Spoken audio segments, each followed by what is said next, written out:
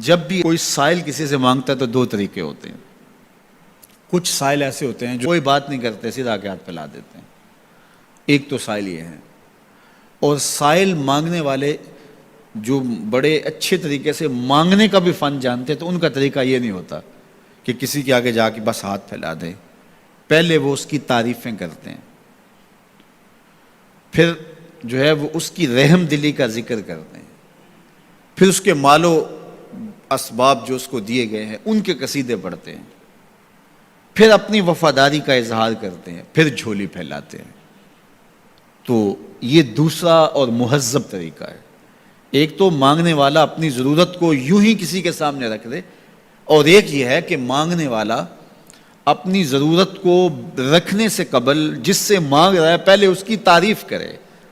اب بندے اللہ سے ہدایت مانگنے کے لیے کھڑے ہوئے، پہلے تو وضو کیا، صاف ستھرے ہوئے، کانوں پہ ہاتھ لگائے، اس کے بعد ہاتھ باندھ کے ادب سے کھڑے ہو گئے، اور اب مانگنے لگے ہیں تو کیا بولے؟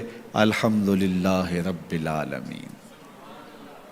وہ آتے ہیں نا مانگنے والے دروازے پہ تو کہتے ہیں دوبارہ وسدہ روے، فلاں ہو فلاں ہو، وہ تعریفیں کرنے لگ جاتے ہیں. تو یہ مرحلہ ہوتا ہے.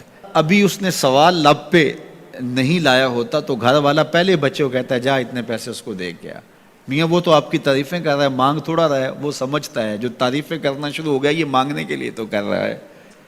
اللہ اکبر. تو جب بندہ الحمدللہ کہتا ہے رحمتیں اسی وقت برسنا شروع ہو جاتی ہیں. الرحمن الرحیم. میں سخی کی دہلیز پہ کھڑا ہوں جو رحمان بھی ہے جو رحیم بھی ہے، محض اپنے کرم سے عطا کرتا ہے. رحم کی بھیک مانگ رہا ہوں. پھر کیا کہہ رہا ہے؟ مالک یوم الدین. کسی کنگال سے نہیں مانگ رہا، اس سے مانگ رہا ہوں جو مالک ہے، دنیا کا بھی مالک ہے، آخرت کا بھی مالک ہے. پھر اس کے بعد اگلی بات کیا کہتا ہے؟ ایاک نعبد و ایاک نستعین.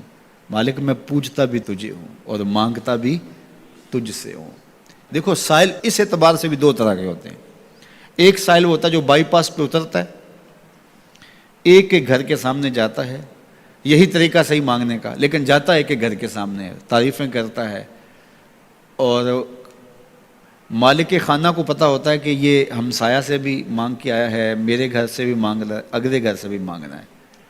تو وہ اسے تھوڑا سا آٹا دے دیتا ہے، 1 روپیہ دے دیتا ہے. اس کو پتہ ہے اس نے پورا گاؤں مانگنا ہے، آدھا گاؤں مانگ آیا ہے، آدھا گاؤں اس نے ابھی مانگنا ہے. تو سارے 1-1 روپے دیتے ہیں.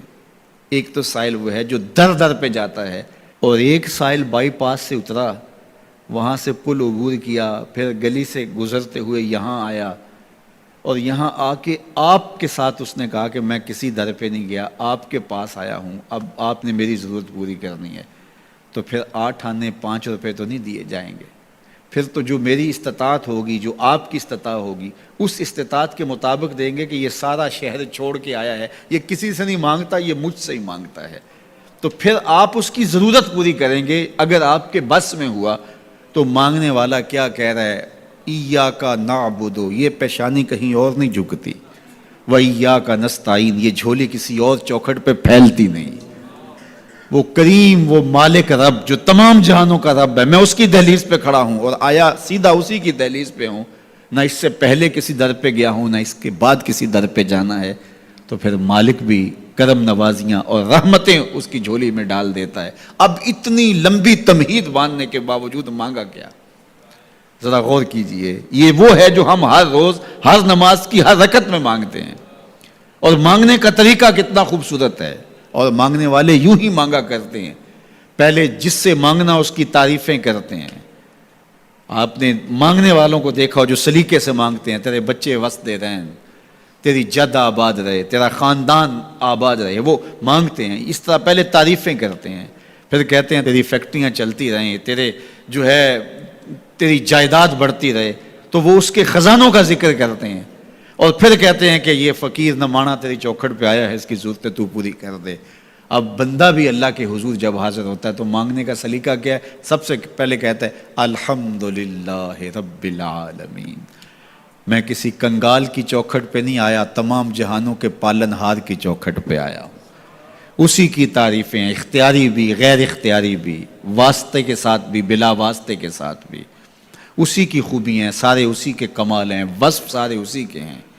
پھر اس کے بعد کہتا ہے الرحمن الرحیم، وہ رحمان بھی ہے وہ رحیم بھی ہے۔ پھر اس کے بعد کہتا ہے مالک یوم الدین، وہ دنیا کا ہی مالک نہیں، آخرت کا بھی مالک ہے، یوم حساب کا بھی مالک ہے۔ پھر اس کے بعد اپنی وفاداری جتلاتے ہوئے کہتا ہے ایاک نعبد و ایاک نستعین، مالک سارا جہاں بس رہا ہے، میں نے کسی سے نہیں مانگا، میں نے جھولی تیری چوکھٹ پہ پھیلائی ہے، میری پیشانی تیرے حضور جھکتی ہے، یہ پیشانی کسی اور کے حضور کبھی نہیں جھکی نہ جھکے گی۔ یہ سب عرض کرنے کے بعد پھر مانگتا کیا؟ اہدنا الصراط المستقیم، مالک مجھے سیدھی راہ پہ چلا دے، میں تیرے حضور آیا ہوں، مجھے ہدایت کا نور عطا کر دے۔ انشاءاللہ یہ ہدایت کیا ہے اور ہدایت کی قسمیں کیا ہیں، اور پھر اس دعا کا جواب اللہ کی طرف سے کیا آتا ہے، اور بندے پہ کتنی کرم نوازیاں ہوتی ہیں، انشاءاللہ یہ مضمون کل ہوگا۔ اللہ مجھے آپ کو اپنی رحمتوں کے سائے میں رکھے۔